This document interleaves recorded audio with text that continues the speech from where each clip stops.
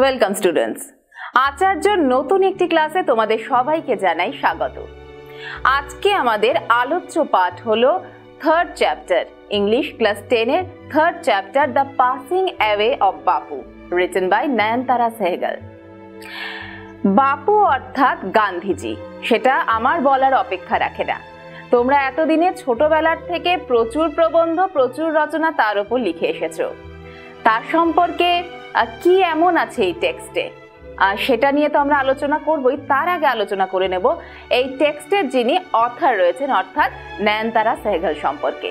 নয়নতারা সেহগাল সেই সমস্ত মহিলা রাইটারদের মধ্যে অন্যতম যারা ইংরেজিতে লিখে ওয়ার্ল্ডে রেকগনাইজেশন পেয়েছেন, অর্থাৎ বিশ্বব্যাপী যাদের পরিচিতি। নয়নতারা সেহগাল 1927 সালে জন্মগ্রহণ করেন এবং তার সঙ্গে কিন্তু নেহেরু গান্ধী পরিবারের ভীষণ ভালো একটি সম্পর্ক রয়েছে, ভালো মানে খুব কাছের সম্পর্ক রয়েছে। কারণ নয়নতারা সেহগালের মা বিজয়লক্ষ্মী পণ্ডিত কিন্তু পণ্ডিত নেহেরুর অর্থাৎ জওহরলাল নেহেরুর নিজের বোন। অর্থাৎ জওহরলাল নেহেরু হলেন আমাদের আজকের যিনি অথর রয়েছেন এই পাঠ্যাংশের, সেই নয়নতারা সেহগালের নিজের মামা। বিজয়লক্ষ্মী পণ্ডিত সম্পর্কে বলার কিছুই নেই, অন্যতম কংগ্রেসি লিডার, যিনি ফ্রিডম মুভমেন্টের সময়ও ছিলেন এবং তার পরবর্তীকালে ভারতের অনেকগুলি স্টেটে যাকে গভর্নর হিসেবে নিযুক্ত করা হয় এবং বিদেশে গিয়েও ভারতবর্ষকে রিপ্রেজেন্ট করে আসেন। তারই মেয়ে নয়নতারা সেহগাল কিন্তু সাংঘাতিক স্কলার। নয়নতারা সেহগাল 1986-এ রিচ লাইক আস উপন্যাসের জন্য সাহিত্য একাডেমি অ্যাওয়ার্ড পান। নয়নতারা সেহগাল প্রচুর প্রবন্ধ লিখেছেন, যেখানে ইন্ডিয়ান ইন্ডিপেন্ডেন্সের সময় এবং তার পরবর্তী সময়ে যে সমস্ত ক্রাইসিস আমাদের সামনে এসেছে সেই সমস্ত কিছু নিয়ে। ভারতবর্ষ স্বাধীন হলো, স্বাধীনতার পর কি পেল কি পেল না, এই সমস্ত আলোচনা কিন্তু নয়নতারা সেহগালের বিভিন্ন বইয়ে আমরা পেয়ে থাকি, বিভিন্ন প্রবন্ধেও আমরা পেয়ে থাকি। কারণ ভীষণ কাছের থেকে নয়নতারা সেহগাল এই স্বাধীনতা হতে দেখা এবং তার আগের এবং পরের সময়টুকু দেখতে পেয়েছেন। কারণ বললাম যে শুধুমাত্র রাজনৈতিক মতাদর্শ যার যাই থাকুক না কেন, ভীষণ কাছের থেকে তিনি দেখার সুযোগ পেয়েছেন তার পারিবারিক পরিচিতি সূত্রে। বিজয়লক্ষ্মী পণ্ডিতের মেয়ে নয়নতারা সেহগাল গৌতম সেহগাল বলে একজন ভদ্রলোককে বিয়ে করে নয়নতারা সেহগাল হন। বিজয়লক্ষ্মী পণ্ডিত এবং রঞ্জিত সীতারাম পণ্ডিতের মেয়ে হলেন নয়নতারা সেহগাল, যিনি গৌতম সেহগাল বলে একজন ভদ্রলোককে বিয়ে করেন এবং নয়নতারা সেহগাল এই সারনেম সেহগাল সারনেম ইউজ করেই তিনি লেখা শুরু করেন। আজকে আমাদের পাঠ্যাংশ হলো দ্য পাসিং অ্যাওয়ে অফ বাপু, অর্থাৎ গান্ধীজির চলে যাওয়া। পাসিং অ্যাওয়ে মানে চলে যাওয়া, তার মৃত্যু। সেই মৃত্যুর সময়টা, মৃত্যুর ঠিক পরবর্তী সময়টা নয়নতারা সেহগাল একেবারে সামনের থেকে দেখেছিলেন। কেমন ছিল সেই সময়, সমগ্র জাতির জনকের মৃত্যুতে কেমন রিয়্যাক্ট করেছিল, সে সমস্ত কিছুই কিন্তু আজকের আমাদের পাঠ্যাংশের বিষয়। আমি আগেই বললাম যে গান্ধীজি সম্পর্কে নতুন করে আমার কিছু বলার নেই, তোমরা এতদিনে ক্লাস 10-এ উঠে গেছো, সম্পূর্ণই জানো। অর্থাৎ তিনি কত সালে জন্মগ্রহণ করেছেন, কত সালে তার মৃত্যু হয়, কিভাবে তার মৃত্যু হয়, আমাদের স্বাধীনতা আন্দোলনে তার কি কি অবদান রয়েছে, এটা আমার বলার অপেক্ষা রাখে না। কিন্তু আমাদের আজকের যেই পাঠ্যাংশ, সেখানে তার চলে যাওয়া নিয়ে বিশদে আলোচনা রয়েছে। একটা মানুষের মৃত্যু একটা জাতির ওপর, একটা মানুষের ওপর কিভাবে ইম্প্যাক্ট ফেলতে পারে, কি প্রভাব ফেলতে পারে, তা নিয়ে আলোচনা।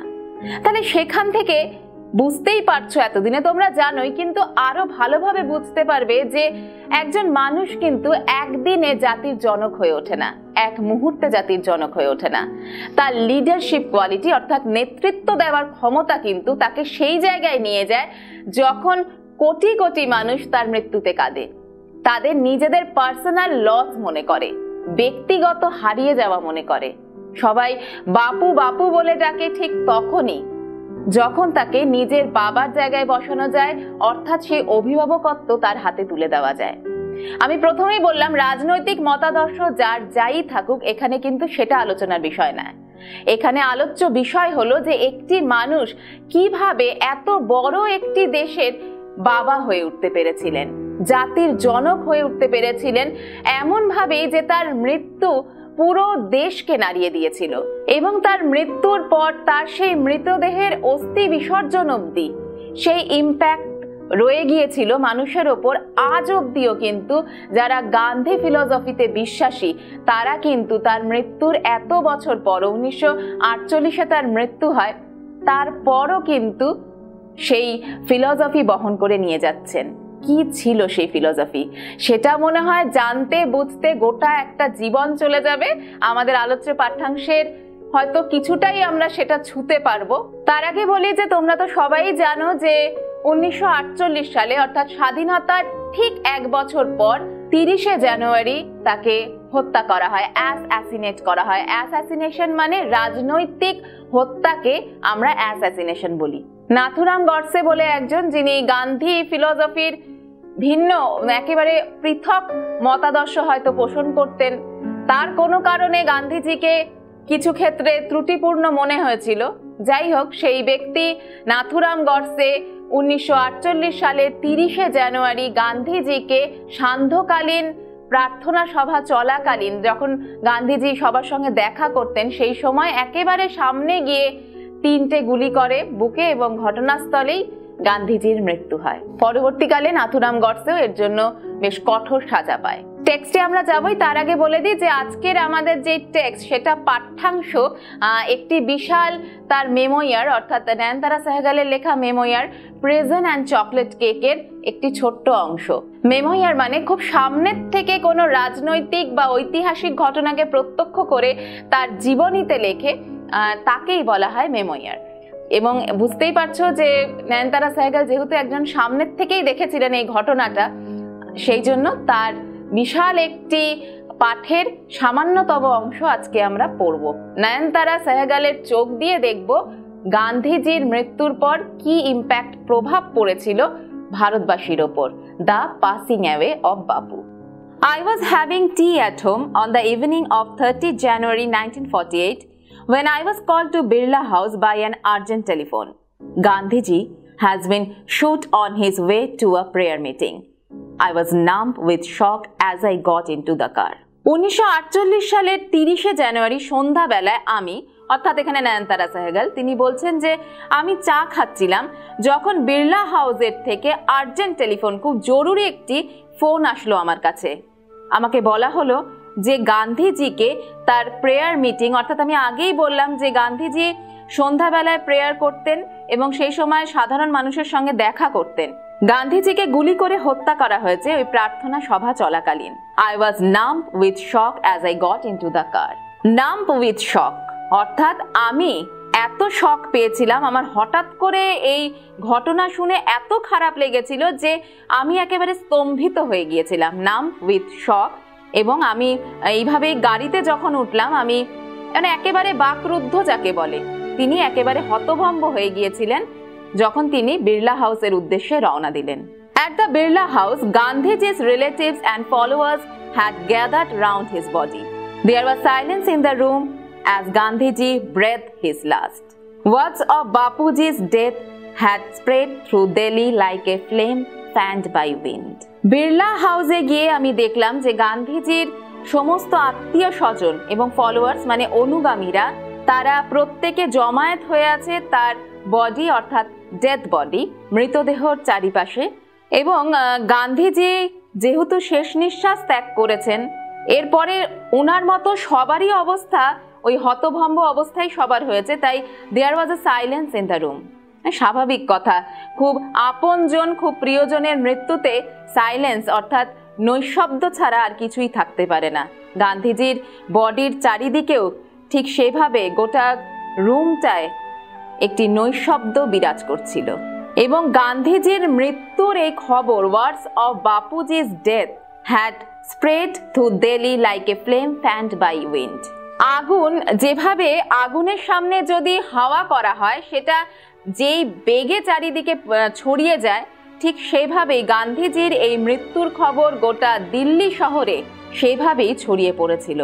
একেবারে মানে সাংঘাতিক বেগে ধাবমান হয়েছিল এই খবর।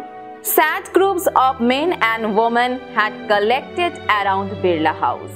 Out of every window, one could see a brown blur of faces. দুঃখিত প্রচুর মহিলা এবং পুরুষ যারা প্রচন্ড দুঃখ পেয়েছেন তারা একে একে জমায়েত হচ্ছিলেন বিড়লা হাউসের চারিদিকে। প্রতিটা জানলা দিয়ে যদি তাকানো যেত, যাচ্ছিল যেই সময় বিড়লা হাউসের থেকে, প্রতিটা জানলা দিয়ে দেখা যাচ্ছিল ব্রাউন ব্লার অফ ফেসেস। চারিদিকে বাদামি রঙের মুখ দেখা যাচ্ছিল। আচ্ছা, ব্রাউন বলেছে কেন? কারণ ইন্ডিয়ানদের ধরা হয় রংটা ব্রাউন, তামাটে, যেটা হচ্ছে আফ্রিকানদের ক্ষেত্রে ব্ল্যাক এবং আমেরিকানদের ক্ষেত্রে হোয়াইট। আমাদের গড়পত্তা ধরে নেওয়া হয় ইন্ডিয়ানদের স্কিন হচ্ছে ব্রাউন কালার। অতএব সমস্ত ভারতবাসী জড়ো হয়েছিল। এবং ব্লার অফ ফেসেস, ব্লার কথাটা কেন বলা হয়েছে দেখো, ব্লার মানে একটু আবছা হয়ে যাওয়া কোনো কিছু। এত মানুষের মুখ গিজগিজ করছিল যে ওখান থেকে কোনো একটা স্পেসিফিক একজন নির্দিষ্ট করে মানুষের মুখ কেউ দেখতে পাচ্ছিল না। অর্থাৎ এখানে কত সংখ্যায় মানুষ জমায়েত হয়েছিল সেটা বোঝাতে চেয়েছে, যে চারিদিকে খালি মুখ মুখ মুখ, এটাই দেখা যাচ্ছিল জানলা খুললে। They didn't make a sound. There was an unnatural silence. অথচ দেখো, এত বিপুল পরিমাণে মানুষ জড়ো হয়েছিল, সেখানে কিন্তু এক ফোঁটাও কেউ আওয়াজ করছিল না। একটা অপ্রাকৃতিক নৈশব্দ সেখানে বিরাজ করছিল, যেটা স্বাভাবিক নয়। মানে এত মানুষ থাকলে তো কিছুতেই এত চুপ থাকা সম্ভব নয়, কিন্তু এমনই একটা ঘটনা ঘটে গিয়েছিল যাতে একটা আনন্যাচারাল, যেটা স্বাভাবিক নয় সেটাই হচ্ছিল, ঠিক সেই একটা অস্বাভাবিক নৈশব্দ কাজ করছিল। It was as if time stood still for those few minutes. এটা মনে হচ্ছিল যেন ওই কিছু সময়ের জন্য সময়টা থমকে দাঁড়িয়েছে। মানে মানুষের অবস্থা কিংকর্তব্য বিমূঢ় হয়ে গিয়েছিল। কি রিয়্যাক্ট করতে হবে? দুঃখটা যখন না সর্বোচ্চ পর্যায়ে পৌঁছে যায়, তখন না মানুষের রিয়াকশন আর কিছু থাকে না, যে কিভাবে সে রিয়্যাক্ট করবে, কিভাবে বিলাপ করবে, কিভাবে দুঃখের প্রকাশ করবে। এবং ঘটনাটা এতটাই আচমকা ছিল, এতটাই আকস্মিক ছিল যে সেই আকস্মিকতাই না তারা কাটিয়ে উঠতে পারছিল না। মানে কি হয়ে গেল, আমাদের জাতির জনক চলে গেলেন, তাও আবার এইভাবে প্রকাশ্যে একেবারে সকলের সামনে তাকে শুট করা হলো, আমরা কেউ কিছু করতে পারলাম না। এই ঘটনাটা তো কাম্য ছিল না। এবং আরো একটি কথা বলি, যে এটা মনে রাখতে হবে যে এটা কিন্তু 1948-এর ঘটনা। যেই সময় সোশ্যাল মিডিয়া তো দূর থাক, সেখানে মানে সামান্যটুকু টেলিফোনে যোগাযোগও খুব কম সংখ্যক লোকই করতে পারত। সেখানে দাঁড়িয়ে সেই মানুষটা একটা গোটা নেশনকে একত্রিত করতে পেরেছিল, গোটা একটা নেশনকে, গোটা একটা জাতিকে, গোটা একটা দেশকে নেতৃত্ব দিতে পেরেছিল। তাহলে এখান থেকেই তোমরা বুঝতে পারছো যে সেই মানুষটার, সেই একটা একেবারেই রোগা খর্বকায় সেই মানুষের ইম্প্যাক্ট কতটা ছিল, প্রভাব কতটা ছিল, এবং তার নেতৃত্ব দেওয়ার ক্ষমতা কতটা ছিল। তাহলে স্টুডেন্টস, আমরা আজকের ক্লাসে জানতে পারলাম যে কিভাবে 1948 সালে মহাত্মা গান্ধীর আকস্মিক মৃত্যুতে ভারতবাসী স্তম্ভিত হয়ে গিয়েছিল। নয়নতারা সেহগল, বিখ্যাত ইংরাজি লেখক, যিনি ভারতীয় অথচ ইংরাজি ভাষায় লিখতেন, তিনি খুব সুন্দরভাবে সেই চিত্র আমাদের সামনে ফুটিয়ে তুলেছেন। আমরা পরবর্তী পর্বে যাব যে এর পরে কি হলো। দেখো, আমি প্রথমেই একটা কথা বলি যে আজকের টেক্সট কিন্তু এমন কিছু না যে এরপরে কোনো সাসপেন্স, থ্রিলার, নাটকীয়তা থাকবে, কিন্তু তা সত্ত্বেও সেই মানুষটা আজও সমান জনপ্রিয় কি করে থাকলো, এটাই কিন্তু এই পরবর্তী পর্বে আমরা খুব বিস্তারিতভাবে জানতে পারবো। যে একটা মৃত্যুর ঘটনা, একটা মৃত্যু এবং সেই মৃত্যুকে ঘিরে তার পরবর্তী 2-3 দিনের ঘটনা, সেটা কিভাবে একটা আলোচ্য পাঠ্যাংশ হতে পারে এবং সেই পাঠ্যাংশ কি করে আমাদের মনে প্রভাব ফেলতে পারে, তার জন্য তো তোমাদের পরবর্তী টেক্সটের অংশটা জানতে পরবর্তী এপিসোডে যেতেই হবে। ততক্ষণের জন্য পড়তে থাকো, জানতে থাকো, সঙ্গে থাকো আচার্যের।